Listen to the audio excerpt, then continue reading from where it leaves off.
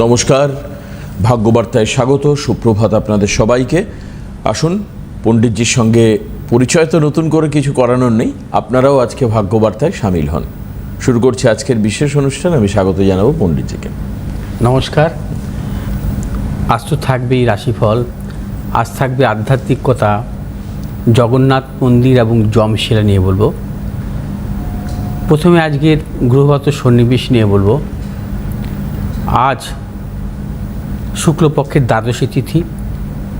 আজ দিবা 1:45 পর্যন্ত থাকবে সিদ্ধযোগ, তারপরে শুরু হবে সাধ্যযোগ।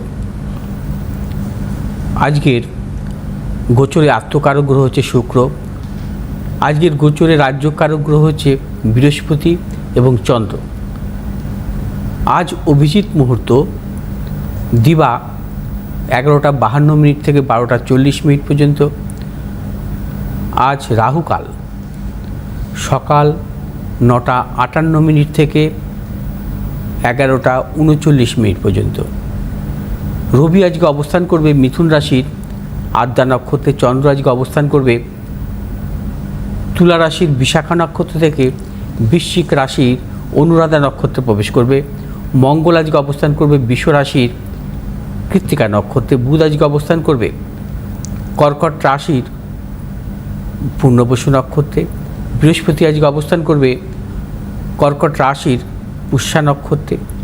শুক্র আজকে অবস্থান করবে কর্কট রাশির অশ্লেষা নক্ষত্রে।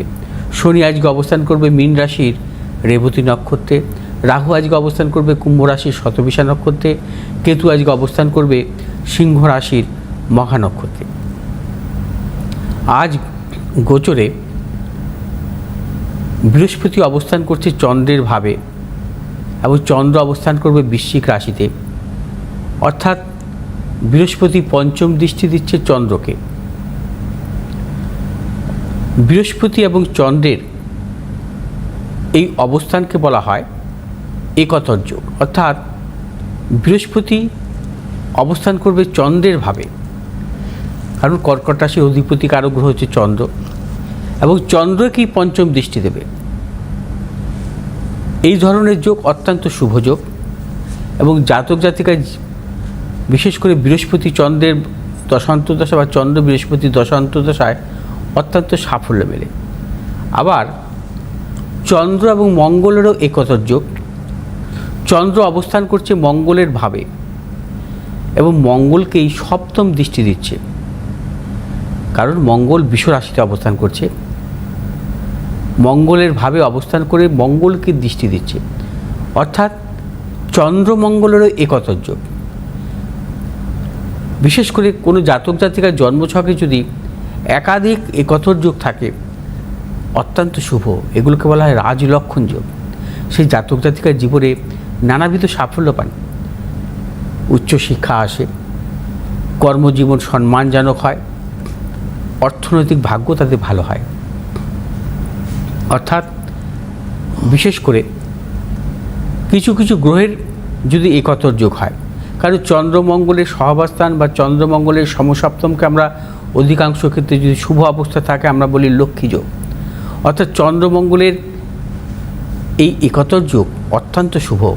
আবার বৃহস্পতি চন্দ্রের দুটো শুভ গ্রহের একতর যোগও অত্যন্ত শুভ।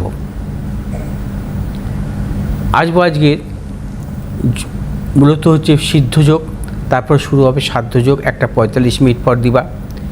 সিদ্ধযোগ এবং সাধ্যযোগ দুটি যোগই অত্যন্ত শুভ যোগ, জাতক জাতিকার জীবনে কিন্তু সাফল্য দেয়। সিদ্ধযোগ এবং সাধ্যযোগ নিয়ে আমি এর আগেও বলেছি। মেষ রাশির জাতক জাতিকাদের ক্ষেত্রে আজকের দিনটি নানাবিধ প্রতিকূলতা, অর্থনাশ, গুপ্তশত্রু বৃদ্ধি হতে পারে। ব্যবসায়ীদের ক্ষেত্রে সতর্কতা অবলম্বন করতে হবে। শুভ দিক দক্ষিণ পূর্ব দিক। শুভ রং হচ্ছে আমাদের লাল এবং সাদা। 1 সংখ্যার জাতক জাতিকার ক্ষেত্রে অশুভ, 8 সংখ্যার জাতক জাতিকার ক্ষেত্রে শুভ।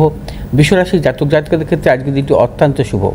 কর্মক্ষেত্রে সাফল্য, ব্যবসায়ীদের ক্ষেত্রে অত্যন্ত শুভ এবং যারা উচ্চশিক্ষার ক্ষেত্রে অগ্রসর হচ্ছেন চূড়ান্ত সাফল্য পাবেন আজকের দিনটি। বৃষ রাশির জাতক জাতিকা যারা পেশাগত ব্যবসার সাথে যুক্ত আছেন আপনাদের আজকে সাফল্যের প্রবল যোগ। শুভ দিক দক্ষিণ পূর্ব দিক। শুভ রং হচ্ছে আপনাদের সাদা এবং নীল। আজ 8 সংখ্যার জাতক জাতিকার ক্ষেত্রে শুভ, 3 সংখ্যার জাতক জাতিকার ক্ষেত্রে অশুভ। মিথুন রাশির জাতক জাতিকাদের ক্ষেত্রে আজকের দিনটি অর্থনৈতিক সাফল্য, কর্মক্ষেত্র সাফল্য। ব্যবসায়ীদের ক্ষেত্রে আজকের দিনটি বিশেষভাবে শুভ। যারা মূলত টেকনোলজিমূলক ব্যবসার সাথে যুক্ত আছেন অত্যন্ত শুভ ফল পাবেন। শুভ দিক হচ্ছে পূর্ব উত্তর, শুভ রং হচ্ছে সবুজ এবং সাদা। আজ 3 সংখ্যার জাতক জাতিকাদের ক্ষেত্রে বিশেষভাবে শুভ, 6 সংখ্যার জাতক জাতিকাদের ক্ষেত্রে অশুভ। কর্কট রাশি জাতক জাতিকাদের ক্ষেত্রেও আজকের দিনটি নানাবিধ সাফল্য যোগ।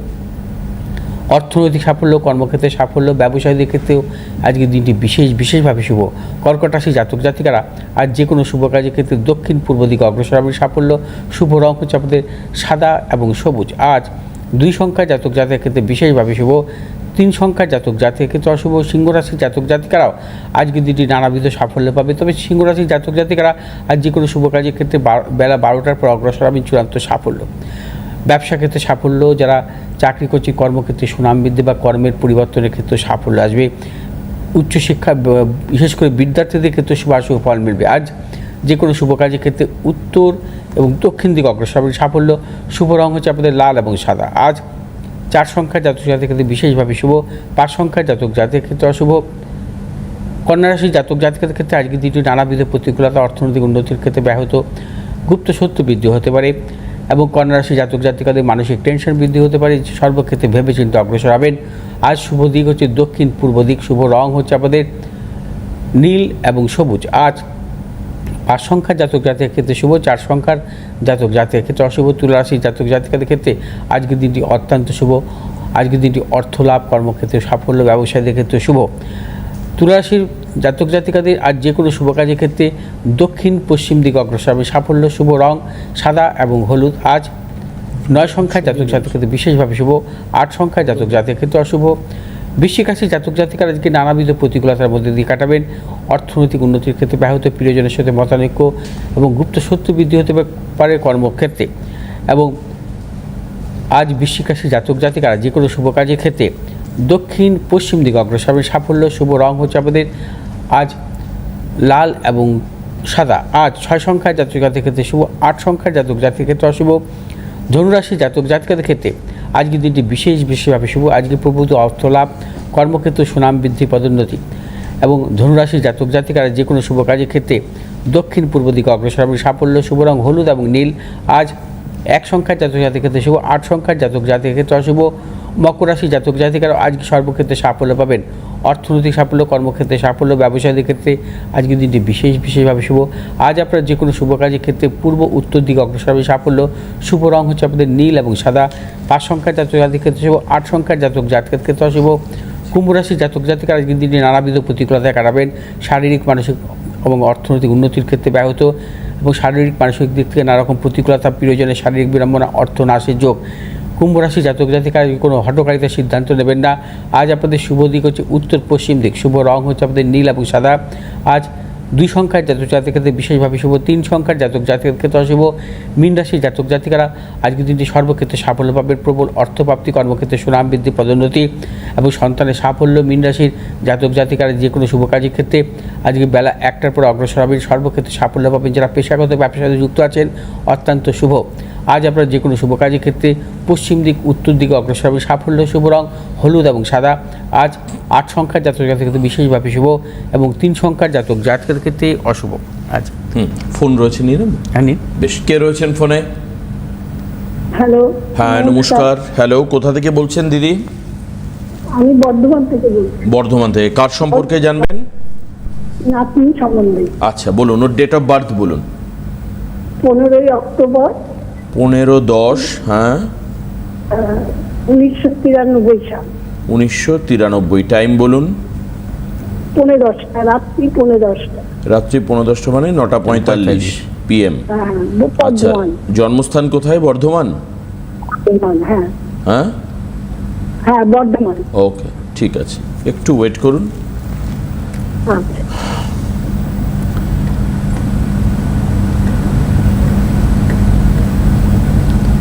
আচ্ছা, আপনার নাতনির জন্মবার কি শুক্রবার? হ্যাঁ হ্যাঁ শুক্রবার। ওর হচ্ছে মিথুন লগ্ন, তুলা রাশি, চিত্রা নক্ষত্র। হ্যাঁ জানেন, বলছেন? ওইটা জানি, তুলা রাশিটা জানি, আর কিছু জানি। আচ্ছা, মিথুন লগ্ন, তুলা রাশি, চিত্রা নক্ষত্র, দেবাড়িগণ। ঠিক আছে। আচ্ছা, এবার একটু জন্মছকে আমি আসছি। জন্মকালীন শনি গ্রহ রেট্রোগেট অবস্থায় ছিল। আচ্ছা, মিথুন লগ্ন, লগ্নের চতুর্থে অবস্থান করছে বুধ শুক্র। আচ্ছা, পঞ্চমপতি শুক্র চতুর্থে, আর পঞ্চমভাবে বুধ মঙ্গল বৃহস্পতি চন্দ্রের অবস্থান। সপ্তমপতি পঞ্চমভাবে অবস্থান করছে, অষ্টমভাবে অবস্থান করছে শনি। আচ্ছা, নবমপতি কারক গ্রহ হচ্ছে শনি এবং দশমপতি কারক গ্রহ হচ্ছে বৃহস্পতি। আর জন্মছক অনুযায়ী একটুখানি দেখে নিচ্ছি, আর একটু রবি ছিল 28 ডিগ্রিতে এবং শুক্র 5 ডিগ্রি, অর্থাৎ শুক্রটা কম্বাস ছিল না। আচ্ছা, এবার একটু আমি আসছি বর্তমান মহাদশায়। এখন বর্তমান মহাদশা চলছে বৃহস্পতির মহাদশা। বৃহস্পতি হচ্ছে বাধকপতি। বৃহস্পতির সাথে এই মুহূর্তে চলছে চন্দ্রের অন্তর্দশা, অর্থাৎ বৃহস্পতি চন্দ্র সহাবস্থান আছে। জন্মছকে জীবযোগ আছে পঞ্চমভাবে। আচ্ছা, এই সময়টা মূলত একটু ভালো দেবে ওকে, বিশেষ করে 27 সালের এপ্রিল মাস পর্যন্ত বৃহস্পতি চন্দ্রের দশান্তর্দশা অত্যন্ত ভালো। তবে মেয়েটির জন্মছক অনুযায়ী লগ্নের চতুর্থপতি এবং পঞ্চমপতির কিন্তু ক্ষেত্র বিনিময় যোগ ছিল। চতুর্থপতি পঞ্চমপতির ক্ষেত্র বিনিময় যোগ এবং চতুর্থপতি বৃহস্পতি যুক্ত অবস্থা ছিল। এডুকেশনের জায়গা ভালো ছিল। আমার কথা বুঝতে পেরেছেন?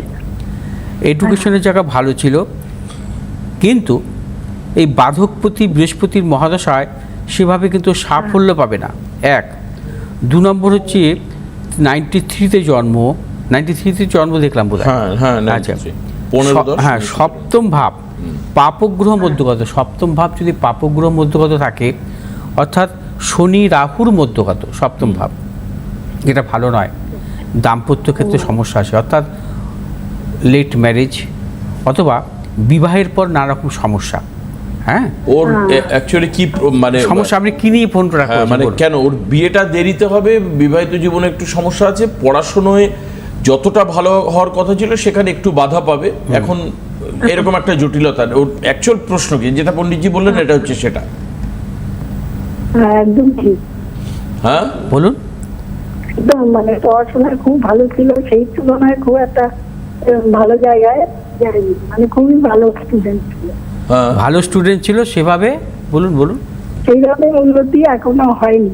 হ্যাঁ, উন্নতি হয়নি। আর বিবাহিত বিয়ের ক্ষেত্রে দেরি এবং বিবাহিত জীবনে সমস্যা। ওর কি বিয়ে হয়ে গেছে? না, হবে আর কি, ঠিক আছে নিজেরাই, সেটাই ভয় আর কি। হ্যাঁ, মানে বিবাহ ঠিক হয়ে গেছে। আপনার বিবাহ কবে দেবেন চিন্তা ভাবনা করেছেন? এই শীতের, এই সামনের শীতেই বোধ হয়। সামনের শীতকালে, নভেম্বর মাসে। একদম ঠিক, নভেম্বর মানে অগ্রহায়ণ। হ্যাঁ, ঠিক সময় ওকে বিবাহটা যেভাবেই হোক 27 সালের 10ই এপ্রিলের আগে দেবেন। 10ই এপ্রিল 2027 সালের আগে দেবেন, কারণ এই সময়টা চলছে ওর বৃহস্পতি চন্দ্রের দশান্তর্দশা। বৃহস্পতি চন্দ্র ওর জন্মছকে পঞ্চমভাবে সহাবস্থান করছে, এবং বৃহস্পতি চন্দ্র দুটো শুভ গ্রহ। এই এখন কিছুক্ষণ আগে আমি বললাম যে যোগটা নিয়ে বললাম, বৃহস্পতি চন্দ্রের একত্র যোগ। বৃহস্পতি চন্দ্রের সহাবস্থান, বৃহস্পতি চন্দ্র দ্বারা অনেক যোগ হয়।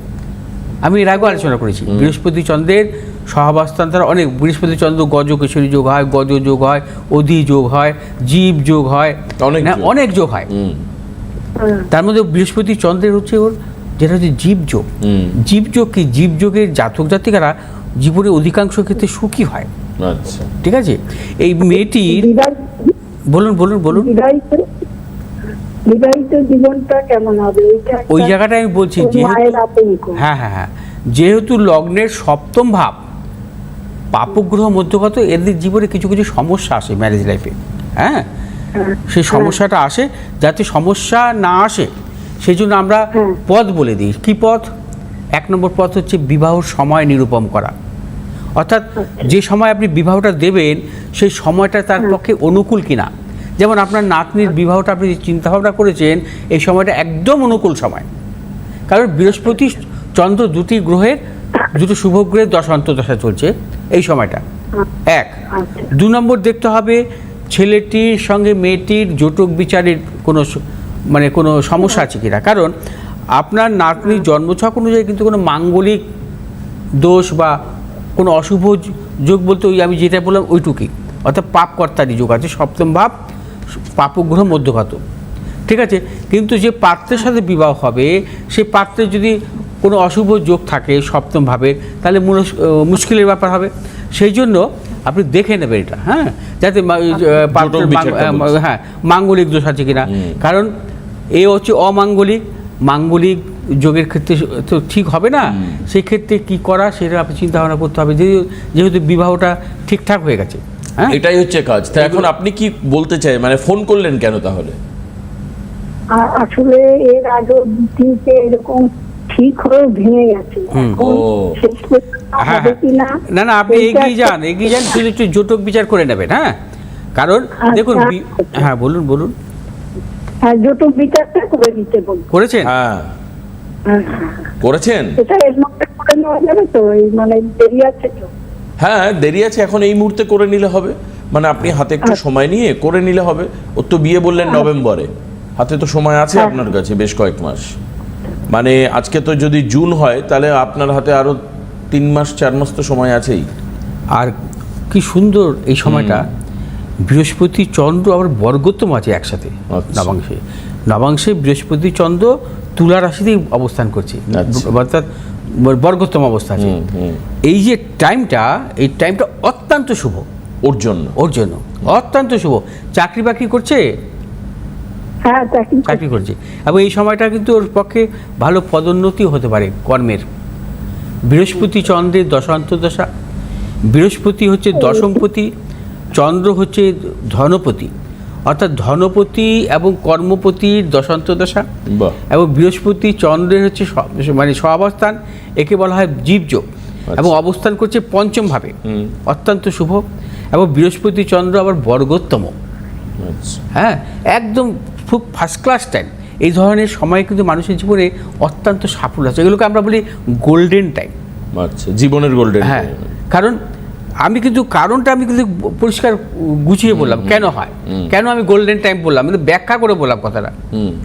হ্যাঁ, যাই হোক, ওর জন্মছক অনুযায়ী খুব ভালো। আজকে তো সকাল 9:33 পর অম্বুবাচীর নিবৃত্তি। আজ হচ্ছে আমার মা সর্বমঙ্গলার মায়ের মন্দিরে কিন্তু আজ মানে বিশেষ করে পুজো পাঠ, হোম যজ্ঞ, গ্রহদোষ কর্ণ সবই হবে। সন্ধ্যে 6টা থেকে যে পুজো লাইভ অনুষ্ঠান দেখানো হবে আমার অ্যাস্ট্রোচক্র ভিগুষ্ঠী জাতক ইউটিউব চ্যানেলে এবং ফেসবুক চ্যানেলে, আপনারা কিন্তু সরাসরি পুজো দেখতে পারবেন। আজকের এই বিশেষ পুজো সন্ধ্যে 6টা থেকে শুরু হবে।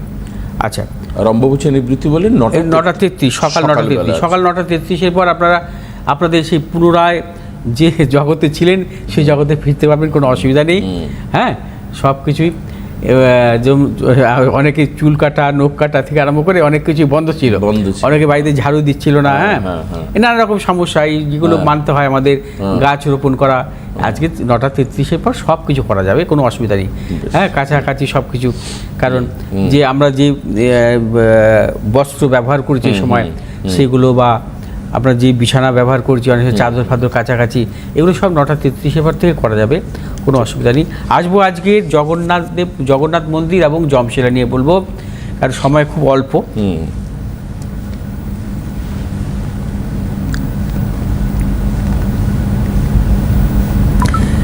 আগামী 26শে জুন প্রভু জগন্নাথ দেবের স্থান যাত্রা উপলক্ষে আজ থেকে প্রভু জগন্নাথ এবং জগন্নাথ ধাম সংক্রান্ত নানা বিষয় নিয়ে ধারাবাহিকভাবে আলোচনা করছি। আজকের পর্বে জগন্নাথ মন্দিরের একটি রহস্য আপনাদের সামনে তুলে ধরব। পুরী মন্দিরের সিঁড়ি হয়তো আপনারা অনেকেই দেখেছেন। এই সিঁড়ি দিয়ে উঠেই জগন্নাথ দেবের রত্নবেদী এবং বিগ্রহ দর্শন করা হয়। বলা হয় এই মন্দিরের সিঁড়ির 3য় ধাপে কখনোই পা দিতে নেই। জগন্নাথ মন্দিরের সিঁড়ির 3য় ধাপকে যমশিলা বলা হয়।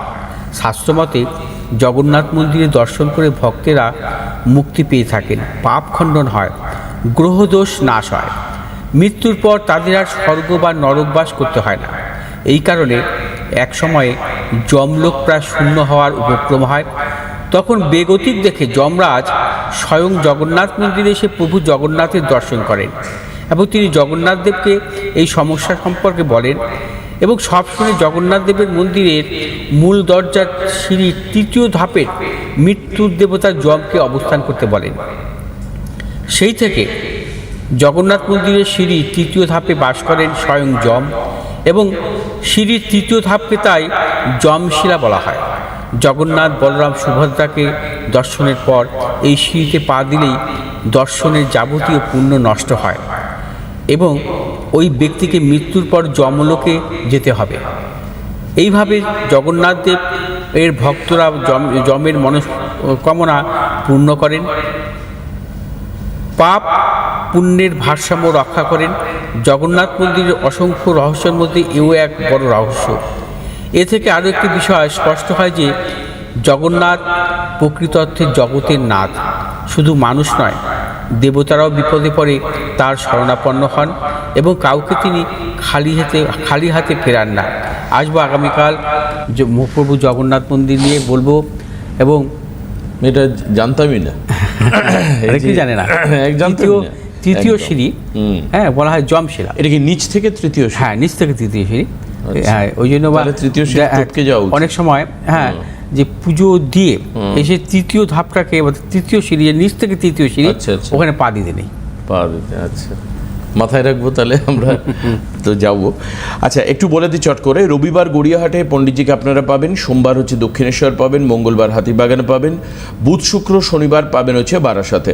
বুকিং নাম্বার জানেন সবাই, তাও একবার রিপিট করি, 8583013265 আর 9836646559। অনলাইনে আপনি অবশ্যই কনসালটেন্সি নিতে পারবেন, বাট ইট ইজ পেয়েবল। পয়সা তার জন্য প্রদান করতে হবে আপনাকে। এইভাবে আপনারা চলুন, তাহলে অবশ্যই একটা নিয়মের মধ্যে থেকে জীবনকে আমরা এগিয়ে নিয়ে যেতে পারবো আমাদের এই ভাগ্যবার্তা অনুষ্ঠানের মধ্যে দিয়ে। সবাই ভালো থাকবেন, নমস্কার।